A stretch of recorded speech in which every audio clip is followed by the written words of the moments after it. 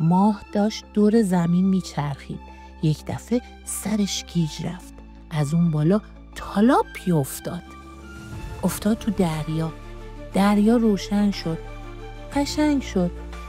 سلام بچه گلم، حالتون چطوره؟ اسم قصه امروز ما وقتی ماه افتاد.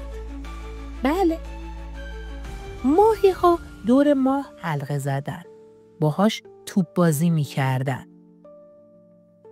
یک دفعه سر و کله یک نهنگ پیدا شد. نهنگ خیال کرد ماه یک ماهی توپل و چاقه. پرید و قورتش داد. همه جا تاریک شد. دریا سیاه شد. ماهی ها غصه خوردن. ستاره های آسمون هم غمگین شدن.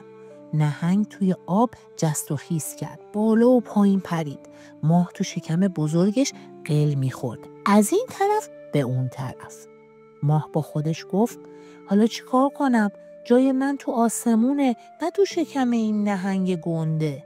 همون موقع نهنگ تو آب پایین رفت. ماه از دم نهنگ به طرف سرش قل خورد. بعد صاف رفت توی دماغش.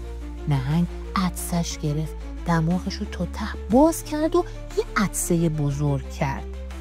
ماه از شکم نهنگ افتاد بیرون. به آسمون پرت شد. ستاره ها دورش جمع شدن. یه عالمه بوسش کردن. ماهی هم توی دریا جشن گرفتن. اما نهنگ هنوز داشت دنبال ماه میگشت. همون ماهی چاق و توپل و درخشان.